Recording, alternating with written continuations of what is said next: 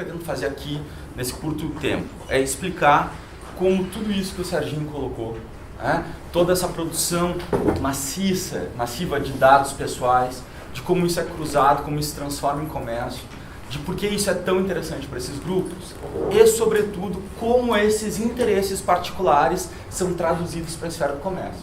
Então, a história que eu vou contar aqui é como os interesses de Facebook, de Google, de Amazon, de Apple, de Microsoft lá atrás, são traduzidas numa agenda de comércio internacional.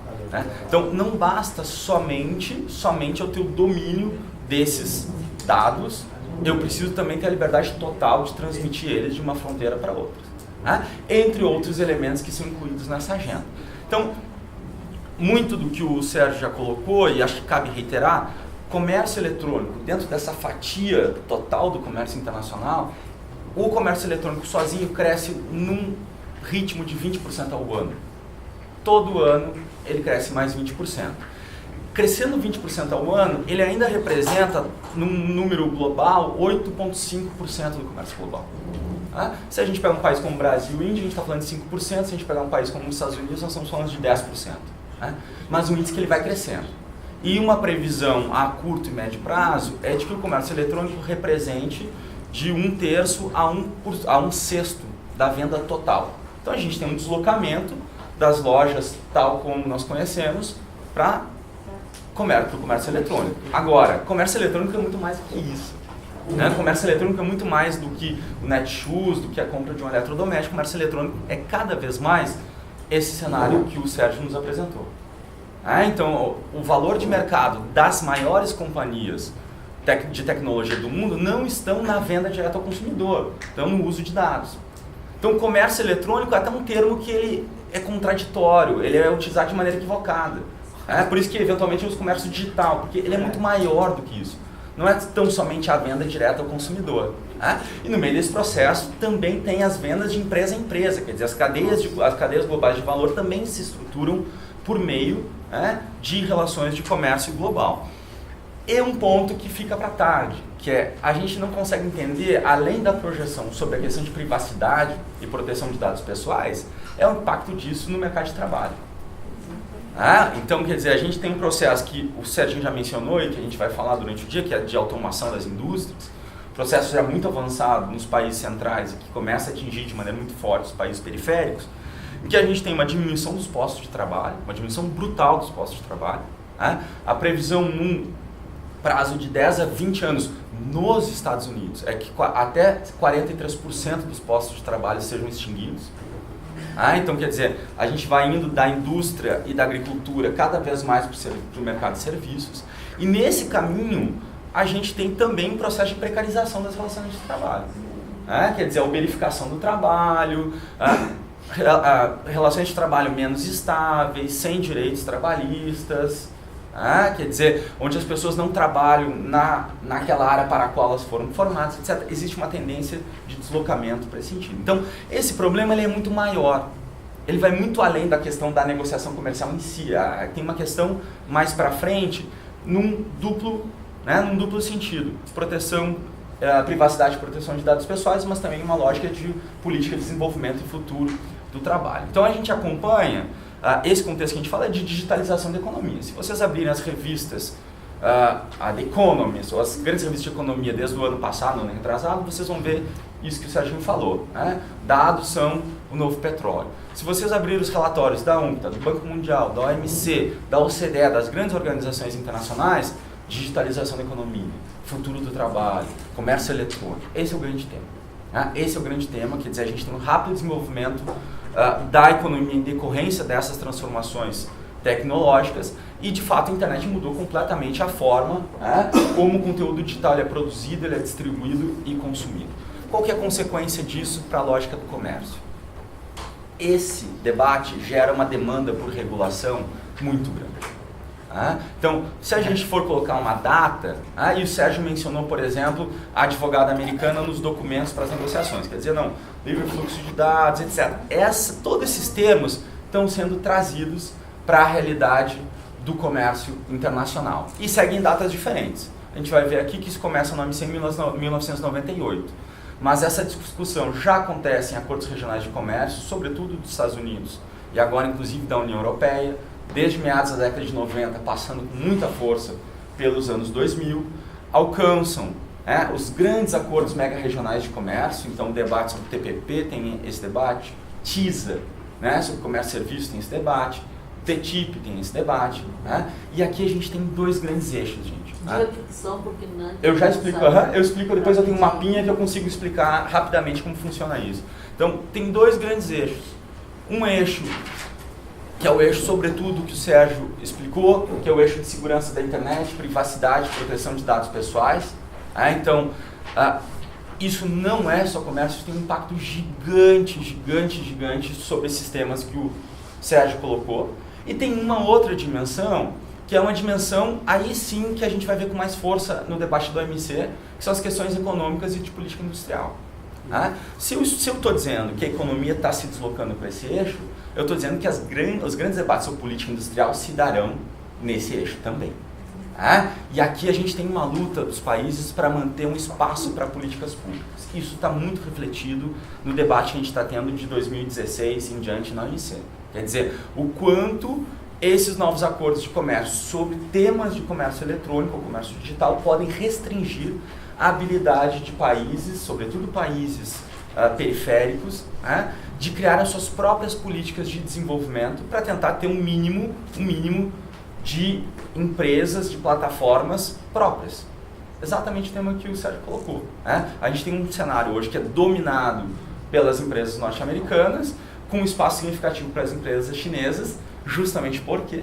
Porque a China se valeu, num dado momento, de uma série, num dado momento não ainda, de uma série de políticas dúbias sobre a perspectiva de liberdade de informação, liberdade de imprensa, etc., mas que protegeu o seu mercado das grandes empresas norte-americanas e com isso conseguiu se estabelecer, entre outros motivos, conseguiu se estabelecer como um grande player nesse cenário. Então esse debate ele vai envolver profundamente política industrial, que a gente vai chamar de políticas industriais digitais. E aqui a gente tem um problema de largada. A gente tem uma série de assimetrias. Temos a questão da língua, temos a questão de infraestrutura de rede, quer dizer, o índice de acesso à internet nos Estados Unidos é um, no Brasil e na Índia é outro, na África é outro completamente diferente, num recorte que vai prejudicar, sobretudo, populações rurais, populações de baixa renda, e também mulheres em detrimento de homens.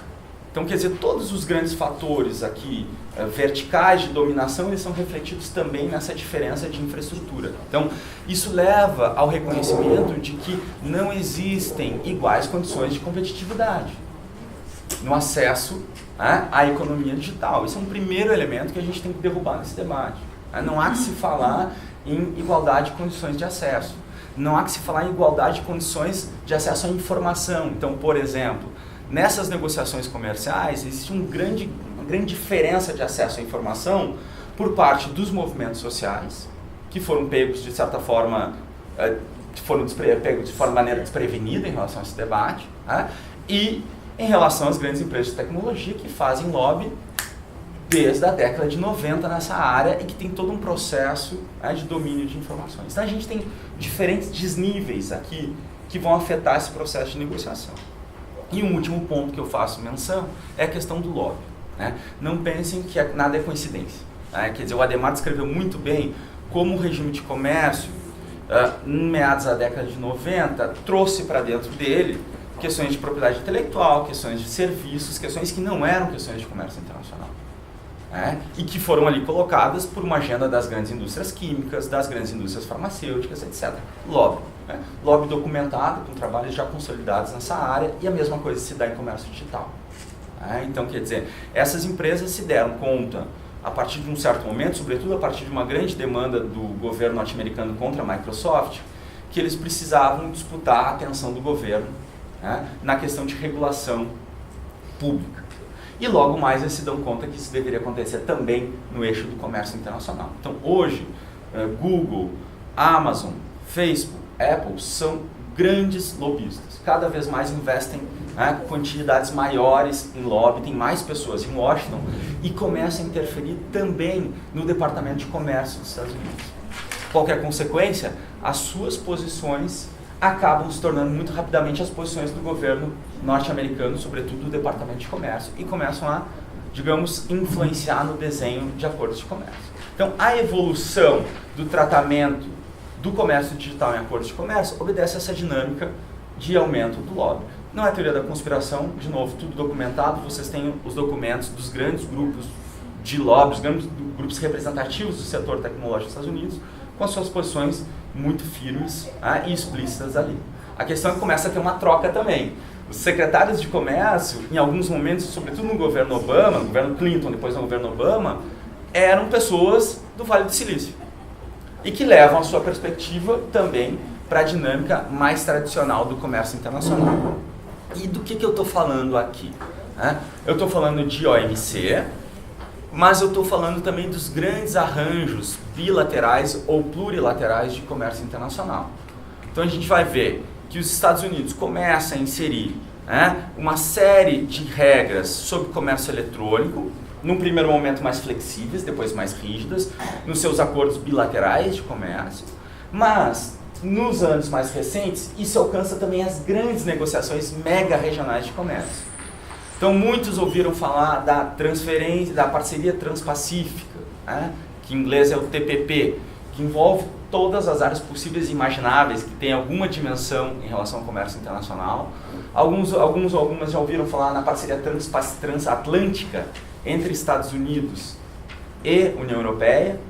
O TPP é entre Estados Unidos, Japão, Austrália, Nova Zelândia, Chile, México, Brunei, Vietnã, Singapura, ou seja, países dos dois lados do Pacífico. Eram 12 países. E que o Trump, ao chegar, diz, não, nós não vamos participar disso. Agora, não se iludam. Isso não é ele tentando fazer alguma concessão a um determinado setor da população. É mudando a sua estratégia de inserção no comércio internacional. Quer dizer, ele vê o TPP como um cenário onde os Estados Unidos perde em alguns setores. O que ele faz? Ele diz, não, eu quero a gente chama em comércio internacional de uma tática win-win, ganha-ganha. O que ele vai tentar é renegociar, evitando perder naqueles setores onde eles acham que os Estados Unidos poderiam perder. Aço, carvão, açúcar, os grandes setores onde os Estados Unidos não é tão competitivo, depende ainda de uma certa proteção do Estado. Eu tenho o TISA, que é o grande acordo plurilateral sobre o comércio de serviços, e eu tenho também o NAFTA, que vocês já conhecem, entre Estados Unidos, Canadá e México, que os Estados Unidos agora está exigindo a renegociação. O que eu tenho em comum esses processos? Todos esses processos, TISA, TPP, TTIP, tem regras sobre comércio eletrônico. O TPP é o modelo mais forte, é a tradução perfeita dos interesses das empresas norte-americanas dentro de um acordo de comércio. Se vocês pegarem a carta de princípios das grandes empresas de tecnologia para comércio internacional, elas estão refletidas no capítulo de comércio digital do TPP. Foram colocadas também no TISA, com algumas ressalvas, estavam sendo negociados no TTIP, que parou de ser negociado, e vejam só, no processo de renegociação do NAFTA, que os Estados Unidos estão patrocinando agora, via governo Trump, o capítulo de comércio digital do TPP é o modelo para renegociação, para inserção dentro do NAFTA. Então, ou seja, independentemente do rearranjo de forças, comércio digital é um elemento central da agenda de comércio internacional dos Estados Unidos e de outros atores. Vocês vão ver lá no final que essa agenda ela pode ser uma agenda muito profunda, como é dos Estados Unidos, até uma agenda mais leve, mas que serve como, digamos, um cavalo de Troia, uma abertura para essa discussão. A gente vai ver essas posições no final da minha fala.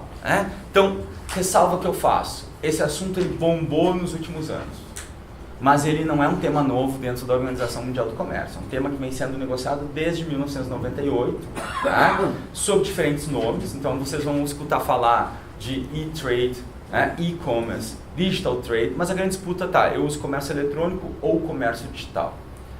Comércio eletrônico restringe um pouco mais. Vocês vão ver quando os Estados Unidos, quando a OMC aceita criar um programa de trabalho sobre comércio eletrônico, ou seja, um mandato simplesmente de debates, de discussões. Então, o mandato na OMC para discutir comércio eletrônico, lá atrás, é um mandato para debates. Não tem nenhum mandato para negociações efetivas. E é um mandato que ele vai dizer, olha, nós vamos discutir aspectos relacionados à produção, a distribuição, a comercialização, venda ou fornecimento de bens e serviços por meios eletrônicos. Né? Esse era o conceito de comércio eletrônico lá atrás. O que acontece? Lá atrás eu tinha dois grandes debates. Primeiro, se eu considero o comércio de bens, o comércio de produtos eletrônicos como comércio de bens ou um comércio de serviços. Eu estou negociando algo como se fosse um livro, mas que é comercializado pela internet, ou estou negociando também um serviço. Isso tem uma consequência mais profunda em comércio internacional, que acho que não cabe a gente discutir aqui, mas que define se as regras são mais pesadas ou mais flexíveis. Se ele fosse um serviço, as regras seriam mais flexíveis. Se ele fosse um bem, as regras seriam mais rígidas. Aqui eu tenho uma divisão entre países envolvidos e países em desenvolvimento, uma discussão que a gente pode colocar de lado e aprofundar talvez no debate.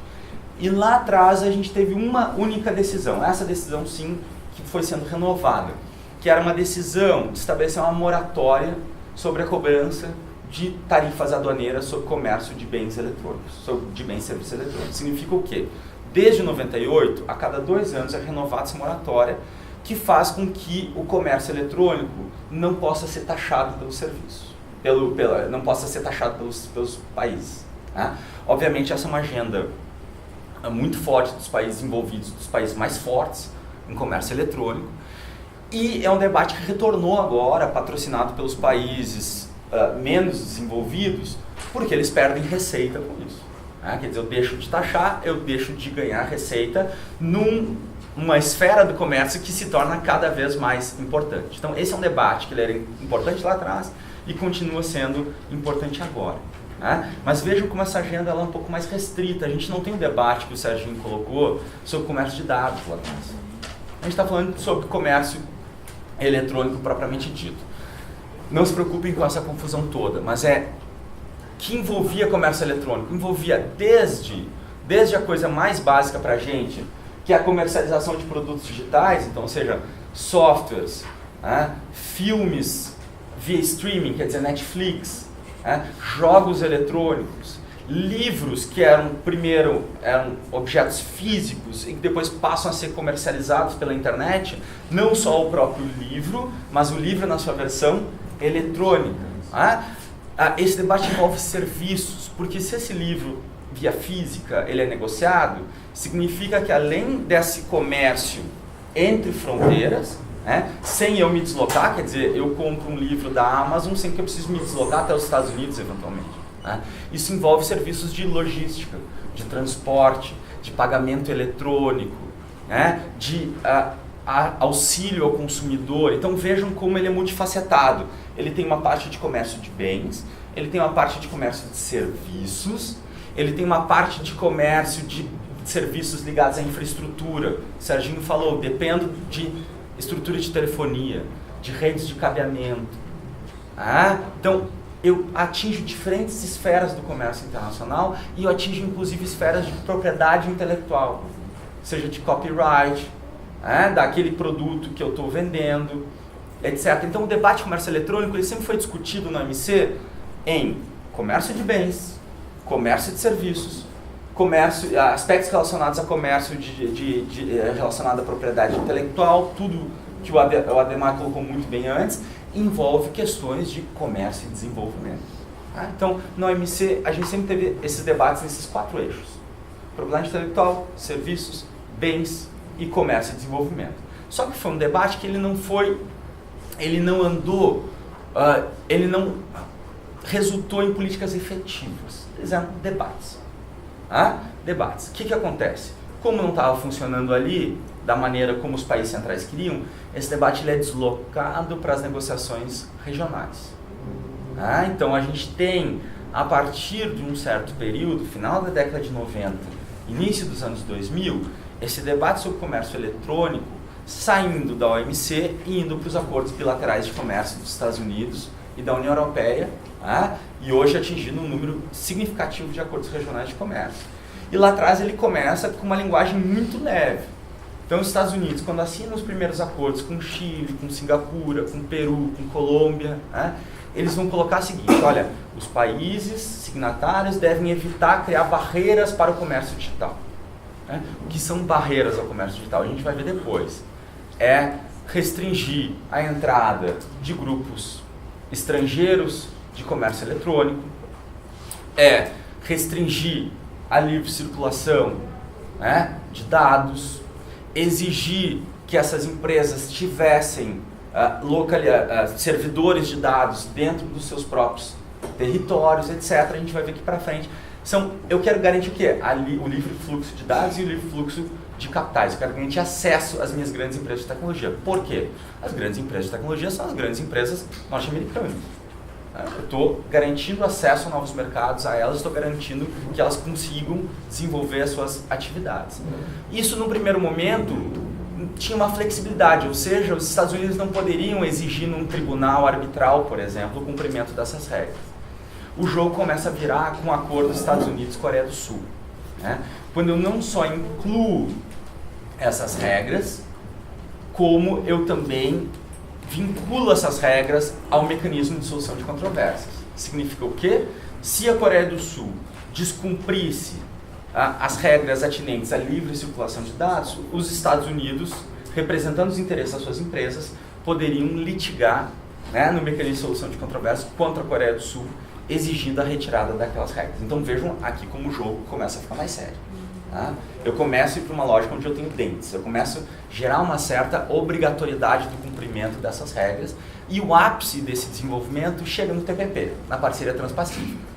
Tá? Aqui eu tenho o modelo perfeito. Então hoje, quando a gente discute comércio digital, inevitavelmente a gente discute as regras que estão no TPP. Ah, Lucas, mas o TPP não foi para frente. De fato não foi. Mas esse modelo de regras, esse modelo regulatório virou a pauta de negociação para os acordos subsequentes.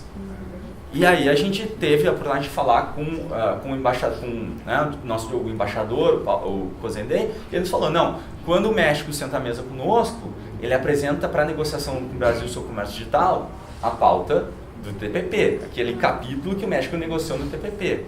Né? É o que os Estados Unidos vem fazendo em relação ao NAFTA e vai fazendo seus próprios acordos, nos próximos acordos de comércio. Né?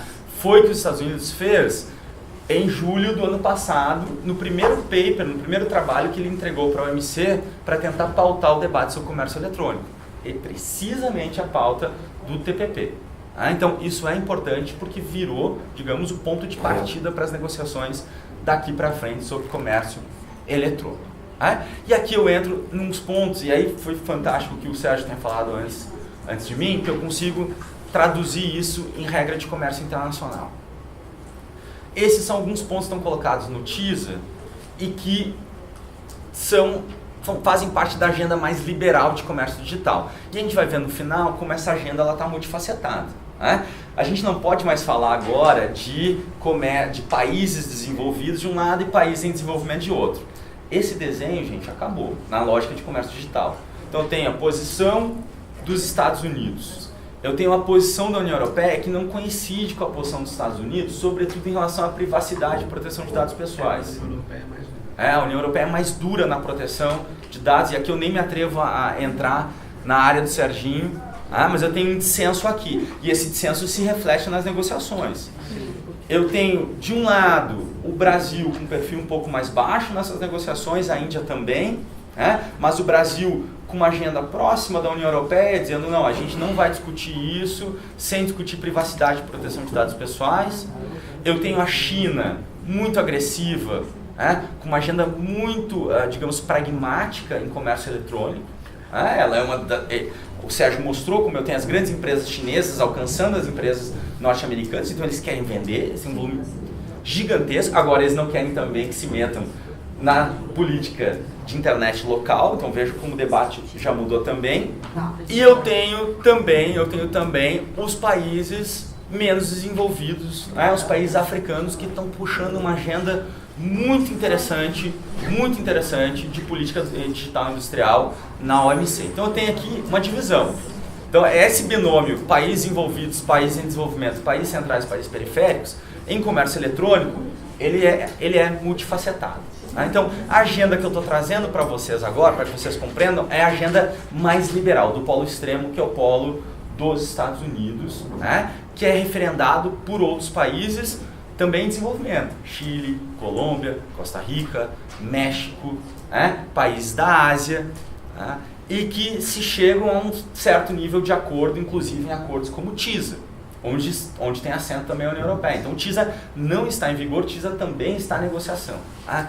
E aí entendo, o Sérgio falou em livre fluxo de dados. O que a gente está dizendo com isso? Tá? Ele explicou muito bem o que é dado, explicou como a gente hoje deve separar dados de informação. Mas é dado, no sentido que eu estou te dando aqui, é precisamente o que o Sérgio colocou. Tá? Toda a quantidade de informações que o Facebook, que o Uber, que a Amazon, que o Google recolhem sobre a gente. Desde os nossos mecanismos de busca na internet até os aplicativos que controlam o ciclo menstrual das mulheres, que controlam acesso à saúde, cartão de crédito, tudo é cruzado. E rapidamente identificado a uma só pessoa, como o Sérgio colocou. Esse pacote de dados é isso que interessa ao comércio digital. Então, quando eu digo, a gente não fala mais de comércio eletrônico, a gente fala de comércio digital, é por causa disso. Esqueçam, esses grupos não estão mais preocupados sequer com propriedade intelectual, eles não discutem mais copyright. Eles não discutem, porque eles não querem entregar o código-fonte. Então, por isso, não interessa a eles defenderem o código-fonte registrando como propriedade intelectual. Porque isso é dinheiro, então eles não querem. Eles querem preservar a sua capacidade de coletar dados em outros países, inclusive, e transmitir esses dados tal como eles desejam. Esse é o grande mecanismo. Então, a discussão central na discussão sobre o comércio digital, livre fluxo de dados transfronteiriços. E eu coloquei entre aspas porque é interessante a gente ver a proposta dos Estados Unidos dentro do TISA. E que a mesma redação dentro do TPP e a proposta dos Estados Unidos dentro da OMC, mas que, claro, não vai passar nesse momento. Isso ainda não acontece? Oi? Isso ainda não acontece. Acontece nos acordos bilaterais dos Estados Unidos. Então, ou seja, um acordo que os Estados Unidos têm, por exemplo, mais rigoroso com a Coreia do Sul, isso acontece, mas vincula só 2 países. Se o TPP estivesse em vigor, vincularia os 12 países do TPP. O que fala essa proposta dos Estados Unidos? Nenhuma parte pode impedir que um fornecedor de serviços de outra parte transfira, acesse, processe ou armazene informações, incluindo informações pessoais, dentro ou fora do território da parte, onde essa atividade é realizada em conexão com a conduta do negócio do fornecedor de serviço. Em suma, é garantir a liberdade total de coleta, de uso, de processamento, de venda desses dados pessoais. E no Brasil já é assim, os nossos dados estão nos Estados Unidos. Exato. O que eu proíbo com isso não é que, pelo fato disso não estar em vigor, que isso não aconteça. Acontece o seguinte, se eu não me vinculo a nenhum acordo com essa regra, significa que no limite eu tenho a liberdade de fazer isso. Agora, aí eu entro num processo de política doméstica e de política internacional, que não garante que isso vai ser levado a cabo. Então isso afeta desde tudo. Por exemplo, discussões da Austrália. A Austrália se recusava a permitir que os dados do Serviço Público de Saúde australiano fossem deslocados para outro país. Para quê? Eu não queria permitir que esses dados pudessem ser comercializados, por exemplo, para a venda de seguros médicos, seguro de saúde, seguro de vida, etc. Então, se isso estivesse em vigor, a Austrália não poderia exigir que os servidores ficassem localizados na Austrália. Eu tenho debates com a Malásia, por exemplo, sobre dados bancários para efeitos de cobrança de impostos. Não, eu quero que esses dados fiquem no país para que eu possa ter controle sobre esses dados. Não poderia. Então, vejam como várias políticas de proteção de dados pessoais são obstadas se isso é colocado em prática. Então, esse é o alcance. Não significa que hoje eu não tenho livre fluxo, mas significa que se eu colocar isso no acordo de comércio, sobretudo no acordo de comércio que tem capacidade de enforcement, eu perco a habilidade de ter algumas dessas políticas. Então isso tem uma interface com privacidade e proteção de dados pessoais, mas tem uma interface com política de desenvolvimento. E a gente tem que entender uma coisa, comércio eletrônico, comércio digital, é uma das últimas fronteiras do comércio internacional ainda não reguladas. Significa o quê? É uma das últimas fronteiras nas quais os estados têm liberdade, dentro da lógica do comércio internacional, de adotar medidas lidas como protecionistas, medidas de desenvolvimento, medidas que eu já não posso adotar em setores tradicionais da economia, como na indústria, na agricultura, etc. No comércio eletrônico eu posso. Não é à toa que a China faz isso há muito tempo e não tem como ser processada, digamos, não tem como passar por um processo de litigância dentro da OMC. foi em alguns termos, mas de maneira muito abstrata ainda. Essa é a última fronteira para políticas de desenvolvimento. A partir do momento que eu restringo e esses acordos mais liberais, eles proíbem, existem cláusulas que proíbem a exigência de presença local, ou seja, a exigência de formação de gestores nacionais, a exigência de presença de escritórios ou de servidores de grupos estrangeiros dentro do meu país como um mecanismo de desenvolvimento, como um mecanismo de criação de um núcleo, de um polo de desenvolvimento tecnológico, proibição de regras de conteúdo local, de exigência de que softwares, de que equipamentos informáticos tenham um mínimo de conteúdo local produzido aqui também como uma política de desenvolvimento, a proibição de transferência, de exigência de transferência de tecnologia. O Sérgio falou da China, que a China exige joint ventures, quer dizer, é uma forma também de garantir transferência de tecnologia. Todas essas medidas de desenvolvimento, todas essas medidas de política industrial digital são vedadas nesses acordos mais tradicionais de comércio internacional sobre comércio digital. Então, vejam a profundidade da restrição da margem de manobra dos países mais pobres para desenvolverem ou tentarem desenvolver um mínimo de capacidade nesse novo setor da economia. A gente fez essa construção de 98 da OMC, eu mostrei como isso foi se deslocando para os acordos regionais de comércio, para o TPP, para o TISA, etc. E é isso que agora o tema volta para a OMC. Por quê? O TPP foi posto de lado, o TISA está em suspenso, a TTIP está em suspenso, e a OMC pareceu para esses países, para essas empresas, como uma nova fronteira para colocar em vigor essas regras que a gente acabou de ver um pouco antes. E aí tem questões que, enfim, ficam para depois, privacidade, fonte, etc. Tudo isso está nesses acordos, ou seja, misturas das coisas. Cenário nosso hoje, temos ministerial em dezembro, os países tentando construir um mandato para negociar comércio eletrônico, o que esperar. Eu mostrei o cenário do Armagedon, que é o cenário desses acordos mais profundos de comércio, e o cenário do TPP. O que de fato está na mesa na OMC? Desde julho do ano passado até outubro desse ano, circularam cerca de 18 documentos para os países. Então, Estados Unidos, União Europeia, os países em desenvolvimento, etc., colocando suas posições sobre o comércio eletrônico. Esse mapinha aqui é um mapinha da Marília Maciel, da Diplo Foundation. E ela coloca as diferentes posições, eu explico rapidamente para vocês, para a gente entender o que vai estar na mesa na ministerial. O que acontece? Concordo com a Ademar, a chance de sucesso aqui, de sucesso nessa perspectiva é mínimo. Quer dizer, se passar, será mínimo. Então, quer dizer, a lógica aqui é a atuação para tentar restringir a adoção, a criação de um mandato um pouco mais amplo. Então, a gente tem nos extremos as posições mais liberais, e vejam, os Estados Unidos pós-Trump está em silêncio. Os Estados Unidos, em julho do ano passado, apresentou o documento mais profundo de liberalização em comércio eletrônico, desde então em silêncio, mas um silêncio meio complacente, meio dizendo, ok, eu estou feliz se outros países puxarem essa agenda por mim, eu não me coloco de uma forma contrária a isso. Porque o lobby continua muito forte, tanto que esse debate os Estados Unidos está levando ao NAFTA. Então, ou seja, o interesse dele está cristalizado, a gente já conhece as posições. E aqui a gente tem um novo cenário.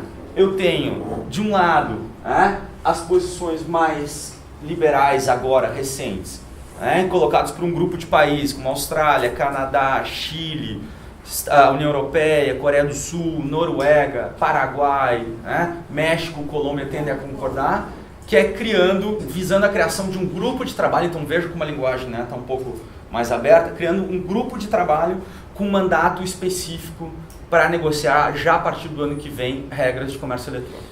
Então a discussão toda está no mandato que será dado ou não para a discussão dessas regras. O que vai sair dessa ministerial certamente não sairá nenhuma regra nova sobre comércio eletrônico. Agora a decisão vai estar sobre a criação de um novo mandato ou não. E aí nós temos a posição à direita, então criação de um grupo de trabalho com mandato para negociar regras, estabelecer novas negociações já a partir do ano que vem. Eu tenho um grupo que fica no meio, que aceita a criação de um grupo de trabalho para discutir comércio eletrônico, e aí dentro desse grupo eu vou ter desde Rússia, Japão até China. Né? Mas o mandato para esses países é muito variável, tem uns que querem um mandato mais flexível. A China, veja, por isso que eu botei, a China está aqui. A China tem um mandato específico para discutir facilitação de comércio, então comércio sem papel, aceitar assinatura eletrônica, certificado eletrônico, contrato eletrônico, discussão de depósitos fora de um país com regras de livre comércio, como se fosse uma área de livre comércio, né, muito particular, como é que a gente fala? Zona franca, um depósito como se fosse uma zona franca. Então a China vem com uma agenda muito encaixadinha para os seus interesses, com uma proposta clara. E aí eu tenho o lado dos países em desenvolvimento. Lembrando que eu tenho aqui vários países em desenvolvimento aqui nesse extremo. E aí eu tenho 2 documentos muito interessantes. E aqui eu recomendo muitíssimo que vocês leiam o documento do Grupo Africano. É o que tem de mais interessante na defesa dos interesses dos países em desenvolvimento, dos países menos desenvolvidos de fato. E eu tenho 2 agendas. A Costa Rica larga, agora recentemente, um documento que eles chamam de Comércio para a Agenda do Desenvolvimento. Eu não vou nem tocar no ponto que a Ademar já enfrentou, que é como essa agenda se sobrepôs à agenda de Doha, a agenda para o desenvolvimento. Então, de um lado, vejo como eu tenho a disputa sobre o termo desenvolvimento, gente. Tem a disputa, quer dizer, a Costa Rica larga esse documento, não, a gente vai conectar comércio eletrônico com uma agenda de pequenas e médias empresas e com a agenda do desenvolvimento, supostamente defendendo os interesses dos países em desenvolvimento. E aí vem o Grupo Africano, representado aqui pelo embaixador de Ruanda, que apresenta um documento, aí sim, bem esmiuçado, discutindo todas as propostas apresentadas e batendo deliberadamente na proposta da Costa Rica. E o Grupo Africano diz, não, essa proposta da Costa Rica, ela não é uma agenda do desenvolvimento, é, entre aspas, uma agenda da liberalização do comércio.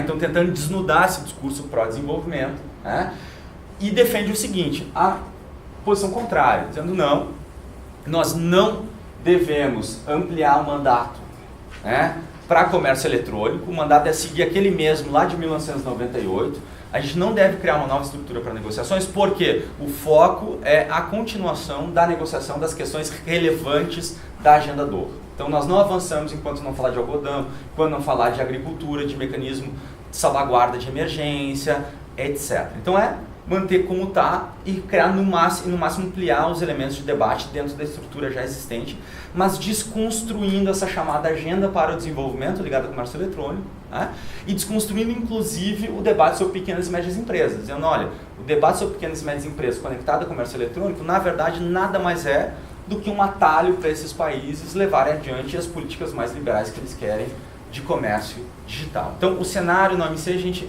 para as negociações de agora, de dezembro, é esse. São essas as posições que a gente tem na mesa. Dificilmente a gente vai chegar a algum denominador comum, ainda que as partes queiram centrar talvez o debate numa agenda muito próxima da China de facilitação do comércio eletrônico.